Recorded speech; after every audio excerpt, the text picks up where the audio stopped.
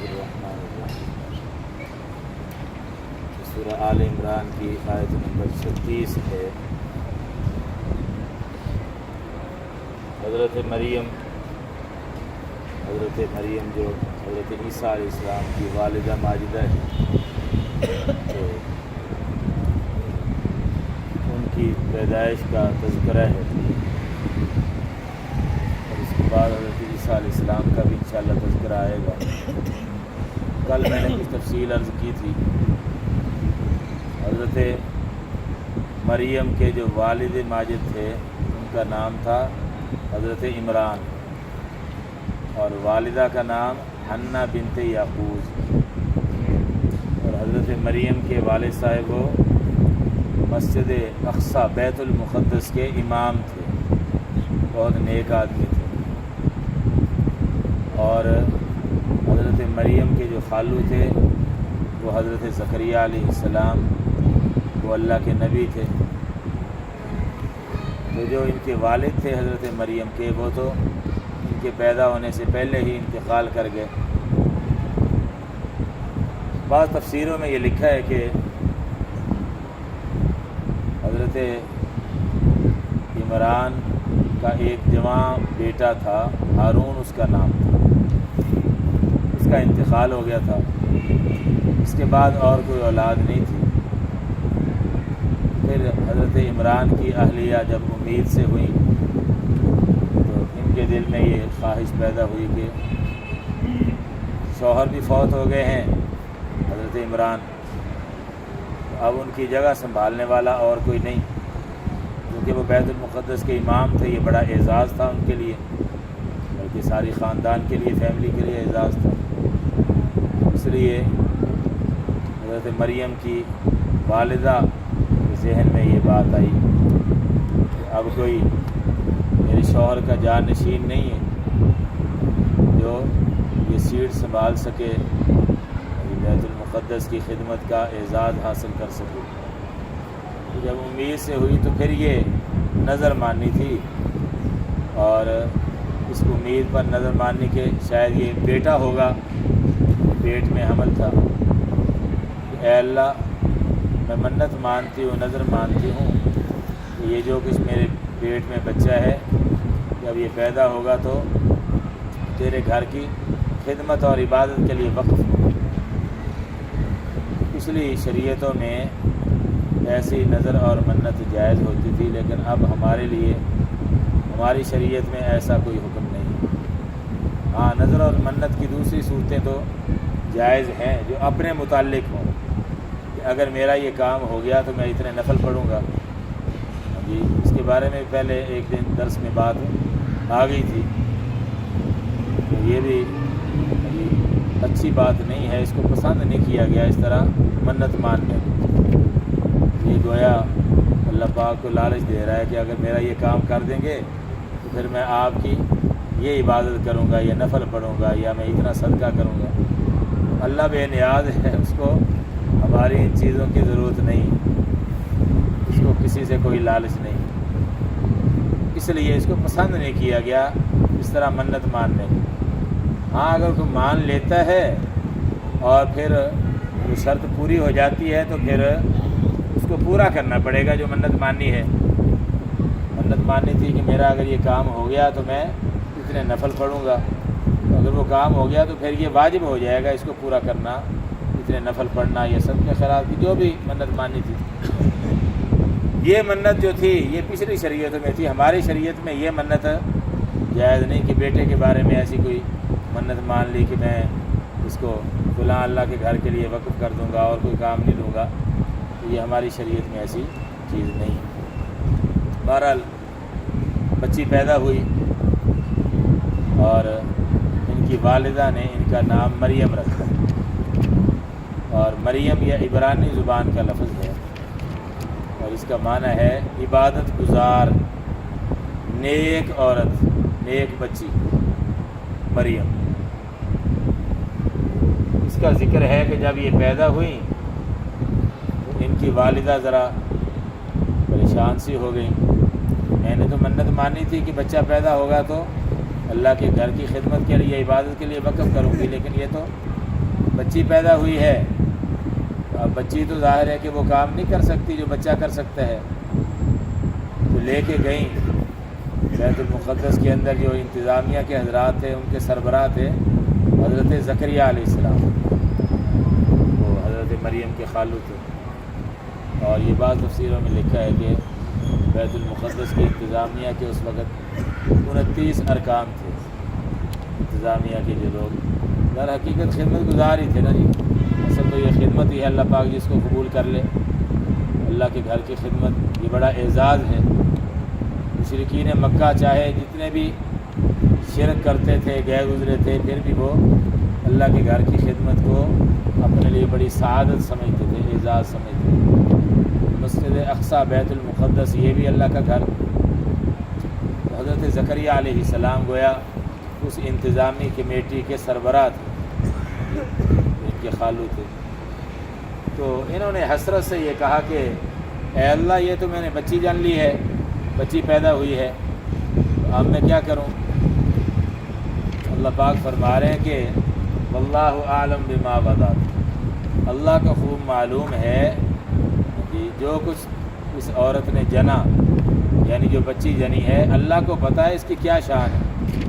مطلب یہ ہے کہ یہ بچی بڑی شان والی ہے، ولیس الذکر کالانثی، اور تم کہہ رہی تھی کہ بچہ پیدا ہوگا تو اس کو بیت المقدس کی خدمت کے لیے وقف کرتی، تو اگر بچہ بھی پیدا ہوتا تو اس بچی جیسا عظمت والا وہ نہ ہوتا جتنی اس بچی کو اللہ نے عظمت عطا فرما دی۔ ولیس الذکر کالانثی، اللہ پاک نے اسی کو قبول کر لیا۔ فتقبلھا، آگے اگلی آیت کے اندر آئے گا، چنانچہ پھر وہ قرہ اندازی ہوئی کہ بچی کو کون سنبھالے گا، وہ کل بھی میں نے عرض کر دیا تھا، تو آگے بھی تفصیل آئے گی انشاءاللہ۔ قرہ اندازی میں پھر حضرت زکریا علیہ السلام کا نام نکلا، جو ان کے خالو تھے، تو ان کو پھر پرورش کے لیے دی گئی۔ چنانچہ ان کا حجرہ تھا، حجرے کے لیے محراب کا بھی لفظ استعمال ہوتا ہے، ابھی عبادت کے لیے، تنہائی میں عبادت کی جگہ، کوئی کمرہ، حجرہ۔ اور آج کل تو مسجد کے اس محراب کو کہا جاتا ہے محراب، لیکن قرآن میں جہاں یہ واقعہ بیان کیا گیا ہے، اگلی آیت میں آئے گا، محراب کا لفظ بولا گیا ہے، تو اس سے مراد ہے حجرے کئی بنے ہوئے تھے مسجد اقصیٰ میں نا، ارد گرد کمرے، تو ان میں سے جو حجرہ حضرت زکریا علیہ السلام کے پاس تھا، چونکہ ان کی کفالت میں یہ آئی جی حضرت مریم، وہ کمرے کے اندر بند کر کے چلے جاتے تالا لگا کے، واپس آتے تو بے موسم پھل پڑے ہوتے، سردی کے موسم میں گرمیوں کا پھل، گرمی کے موسم میں سردیوں کا پھل۔ اور اگلی آیت میں اللہ پاک نے یہ فرمایا ہے کہ اللہ نے ان کی پرورش بھی خوب فرمائی، جی ایسی پرورش ہوئی کہ چند دنوں میں وہ صحت مند اور بڑی ہو گئی۔ اور بعض تفسیروں میں یہ لکھا ہے کہ عام نارمل بچہ 15 دنوں میں جتنا بڑا ہوتا ہے نا، تو حضرت مریم ایک دن میں اتنی بڑی ہو جاتی ہے۔ عام بچہ 15 دن میں اتنا بڑھتا ہے، نشو نما ہوتی ہے، تو حضرت مریم ایک دن میں اتنی نشو نما ان کی ہو جاتی تھی۔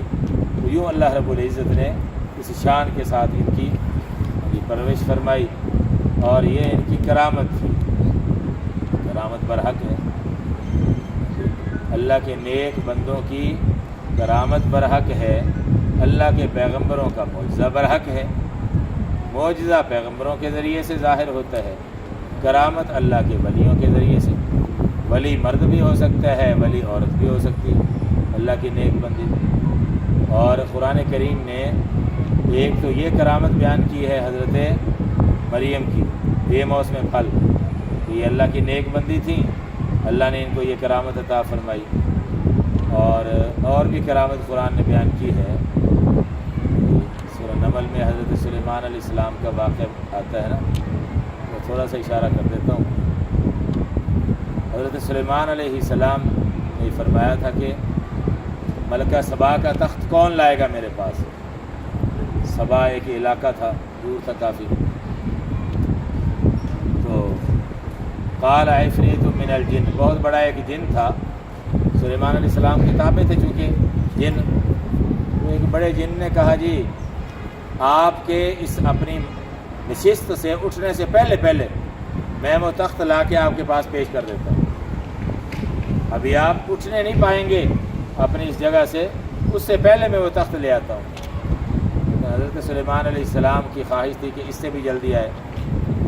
سلیمان علیہ السلام کا ایک صحابی تھا،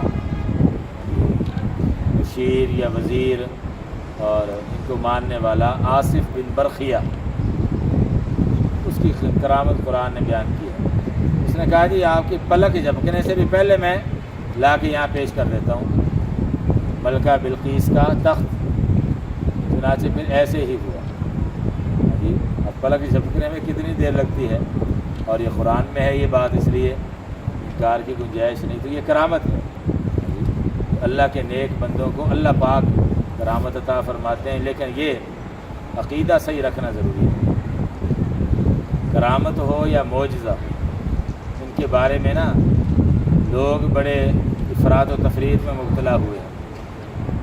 کچھ لوگ تو ان کو ماننے کے لیے تیار نہیں، کہتے ہیں جی ہماری عقل میں نہیں آتا، یہ کیسے ہو سکتا ہے۔ عقل کو بڑی اہمیت دیتے ہیں، ضرورت سے بھی زیادہ عقل کو اہمیت دینے لگ جاتے ہیں، ضرورت سے زیادہ عقل پر اعتماد، یہ بھی انسان کو گمراہ کرتا ہے۔ اور بعض لوگ حد سے تجاوز اس طرح سے کر گئے کہ انہوں نے کرامات کو اور معجزات کو وہ گویا اللہ کے ان نیک بندوں کی ذاتی قدرت سمجھ لیا، حالانکہ ایسا نہیں۔ قدرت اور طاقت اللہ کی کام کر رہی ہوتی ہے، اور ظاہر ہوتا ہے اللہ کے ان نیک بندوں کے ذریعے۔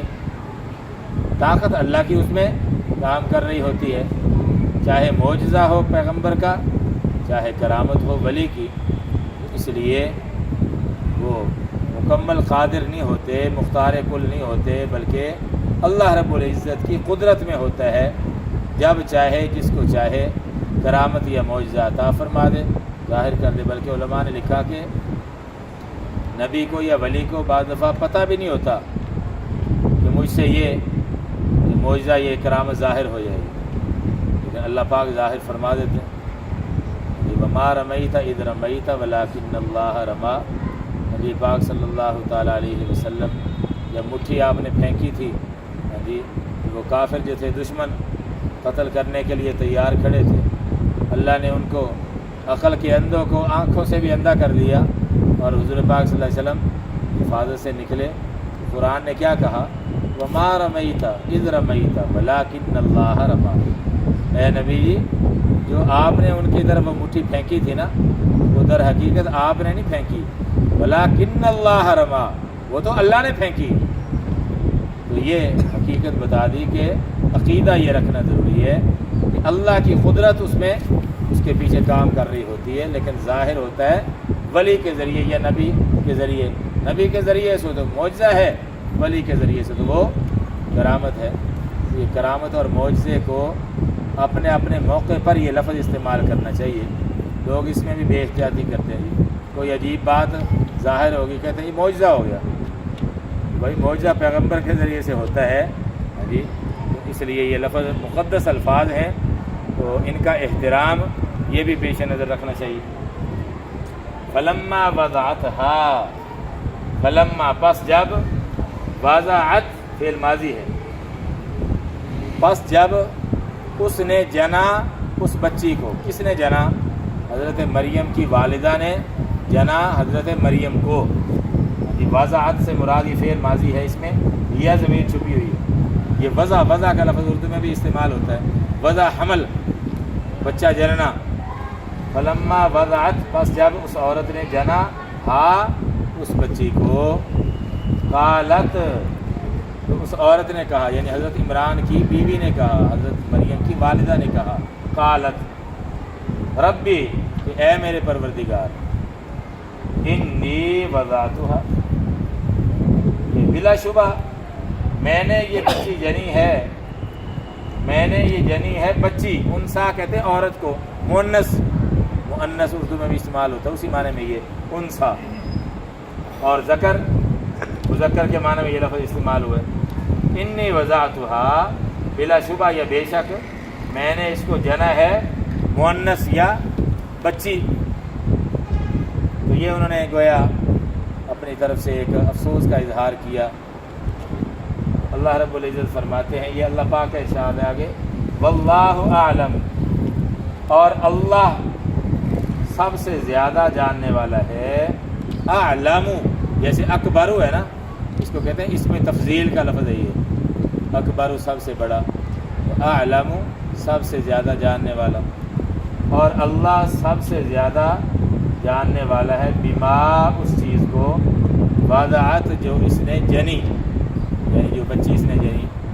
مطلب یہ ہے کہ اللہ کو اس کی شان کا سب سے زیادہ پتہ ہے، یہ جو بچی اس نے جنی ہے. مطلب یہ ہے کہ بچی بڑی شان والی ہے اللہ کے علم کے مطابق، بڑی قسمت والی ہے، مقدر والی ہے، سعادت والی ہے.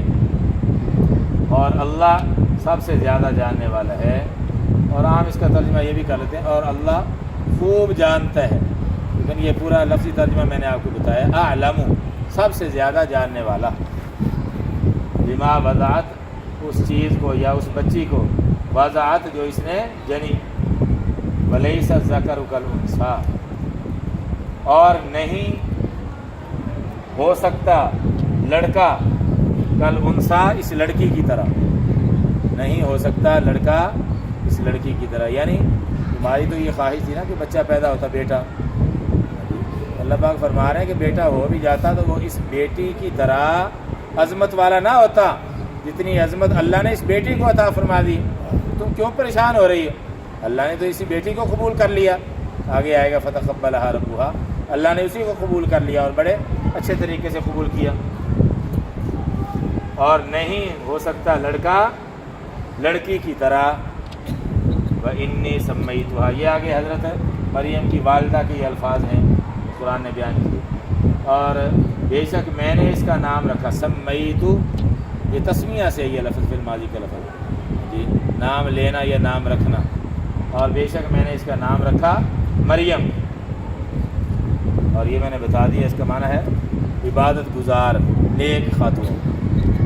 وَإِنِّي أُعِيذُهَا، اور بے شک میں نے اس کو پناہ میں دیا، بیکا آپ کی پناہ میں دیا، آپ اس کی حفاظت کریں. وَذُرِّيَّتَهَا، اور اس کی اولاد کو بھی، اے اللہ میں نے آپ کی پناہ میں دیا اس کو بھی، اور اس کی آگے جو اولاد بعد میں ہوگی. یہ تو ابھی خیر بچی ہے، تو اشارہ کر دیا بعد میں جو حضرت عیسیٰ علیہ السلام پیدا ہونے والے تھے. اس لیے حدیث میں آتا ہے کہ جو بھی بچہ پیدا ہوتا ہے نا، شیطان اس کو یوں چوکا لگاتا ہے، تو بچہ چیختا ہے، روتا ہے. فرمایا کہ حضرت عیسیٰ علیہ السلام اور ان کی والدہ کو شیطان نے ایسا کوئی چوکا نہیں لگایا. ان کی والدہ کی یہ دعا کی برکت تھی. وَإِنِّي أُعِيذُهَا بِكَ، اور بے شک میں اس کو آپ کی پناہ میں دیتی ہوں اور اس کی اولاد کو، مِنَ الشَّيْطَانِ الرَّجِيمِ، شیطان مردود سے. رجیم کا معنی مردود، شیطان مردود سے، یعنی شیطان مردود ان کو کوئی تکلیف نہ پہنچا سکے، ان کو چھو بھی نہ سکے، تو میں آپ کی پناہ میں دیتی ہوں. اللہ پاک ہمیں بھی شیطان کے اثرات سے حفاظت کرے. الحمدللہ رب العالمین، والصلاۃ والسلام علی رسول اللہ. ربنا آتنا فی الدنیا حسنۃ وفی الآخرۃ حسنۃ وقنا عذاب النار. اللهم احفظنا من كل بلاء الدنيا وعذاب الآخرة.